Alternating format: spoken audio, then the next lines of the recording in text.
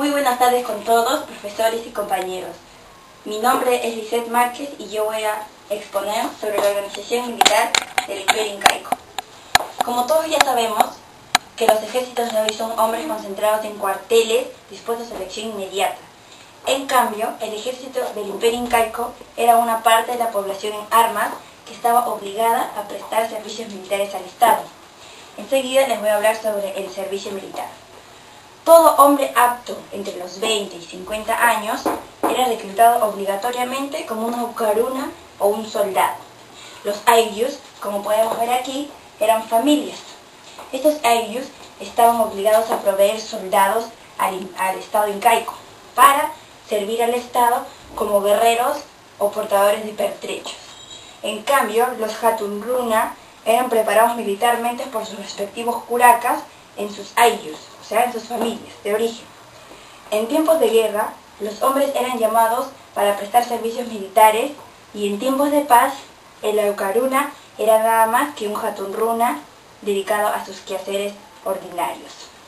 Bueno, en épocas de siembra y cosecha, una parte de los soldados del ejército en campaña eran licenciados para que retornaran a sus respectivas familias, a sus respectivos aylus, y no descuidando sus quehaceres productivos. Los hatunruna preferían prestar servicios militares al Estado, porque así se eximían de otras obligaciones. Había aparecido la costumbre de recompensar a los soldados que regresaban victoriosos. O sea, cuando tú regresabas victorioso de una guerra, ellos te daban por ejemplo, te daban vivienda, te daban los bienes y todo eso. Los generales, por ejemplo, recibían tierras y también ganados, ganadería en propiedades, ¿no? Como recompensa a las brillantes campañas que ellos habían logrado bajo su mando. Voy a hablarles también sobre el ejército. El ejército incaico, también, como ya sabemos todos, era comandado por un general en jefe, que en este caso era llamado Apuquispay. Apuquispay era hermano o quizás pariente del Inca. El ejército estaba dividido en grupos de 10.000, estaba dividido en grupos de 10.000 hombres, Bueno, aquí podemos ver una obra de Huamampoma. Acércate, podemos ver una obra de Huamampoma que aquí está titulada Pilcorampa.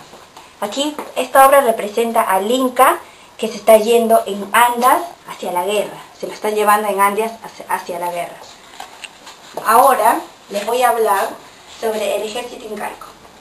Como ya sabemos, el ejército incaico estaba preparado para la guerra y las conquistas.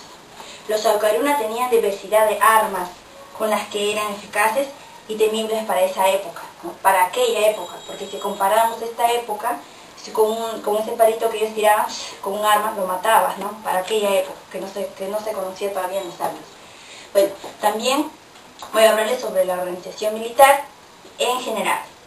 Mira, la organización militar se basaba en una disciplina férrea, dura, que se tenía que cumplir en aquellos tiempos. Cualquier desobediencia era castigada, inclusive con la muerte, sin importar rango militar ni gloriosas acciones del pasado. Si tú has desobedecido, por más que tú hayas dado, por ejemplo, por más que hayas ganado un montón de batallas, no importa, has desobedecido, igual mueres, así has hecho tantas ganadas que has hecho, ¿no? Así tenemos un ejemplo.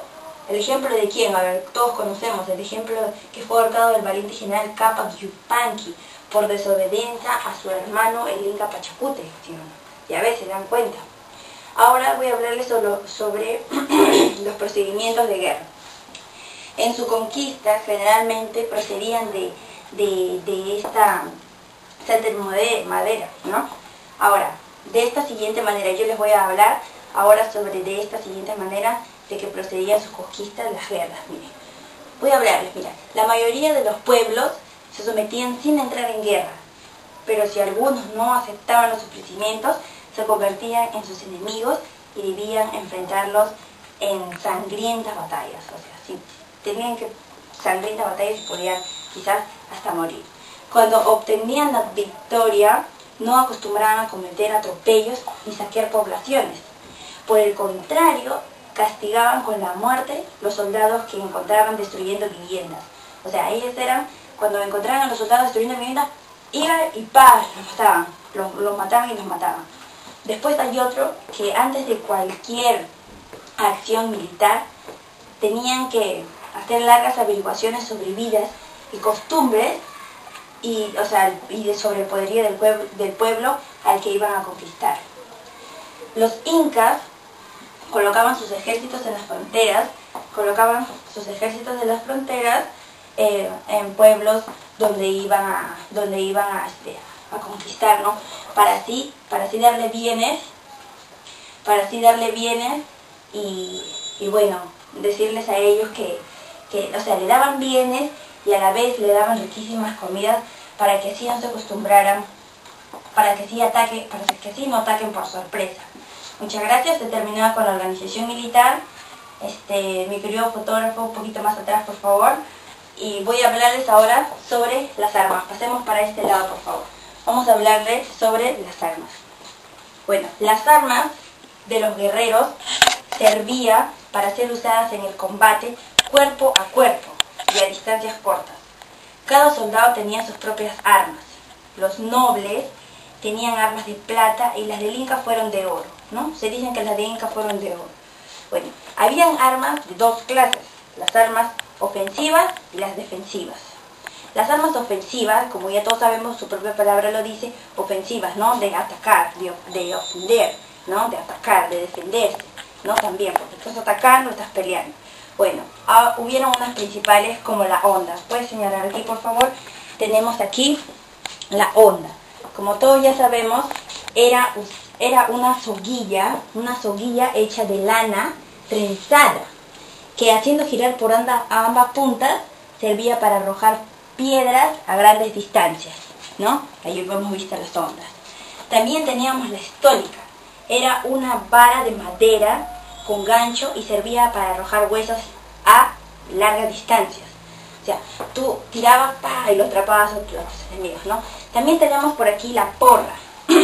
Podemos ver la porra con sus respectivas púas. Esta porra era un palo duro que uno de sus lados se daba una piedra con púas. Mira, acá salían las púas, cosa que tú al momento de pegar al enemigo, le pegabas y le hincabas, ¿no? También tenemos otra arma ofensiva que es el hacha. Era una especie de hacha guerrera, se podría decir, de piedra, porque mayormente todas las armas han sido hechas de piedra, ¿no? O quizás de metal también, que estaba atada a un palo. La masa estaba hecha de madera y piedra con forma de un mango. También tenemos las boleadoras, las famosas boleadoras. Eran 3 cuerdas, que en cada punta de las cuerdas estaban amarradas 3 piedras, ¿no? Para que así lo enredas a tu enemigo y lo agarras, ¿no? Aquí también podemos ver una magta. Esta estaba hecha de madera y aquí en la punta tenía una piedra, quizás era estrellada, ¿no? Ahora les voy a hablar sobre las principales armas defensivas para defenderte. El enemigo te ataca, tú te defiendes, ¿no? Entre ellas están los escudos. Habían escudos individuales y colectivos. Los individuales eran como ya individual para cada uno, lo sabemos, eran pequeños, y los colectivos eran para grandes personas que podían caber y se salvaban, ¿no? Entonces, los individuales, estaban adornados por manteles, estaban cubiertos por cuero de venado, por lanas de colores, cintas, todo. Eran bien bonitos los escudos. También les voy a hablar sobre el casco o humachina. Era un protector de cabeza, como acá dice, era un protector de cabeza, hecho de madera o metal. Este protector de cabeza estaba adornado con plumas aquí. Estaba adornado con plumas de colores y también con cintas, o sea, era bien bonito, ¿ya? Y las corazas, como ya conocemos las corazas, eran armaduras para proteger todo el cuerpo. Estaba hecho de oro, quizás de plata o también de bronce. Pero solo esos 3 tipos de corazas solo utilizaban los nobles. Nadie más podría utilizar. Sobre los escaupiles, que también era una arma defensiva.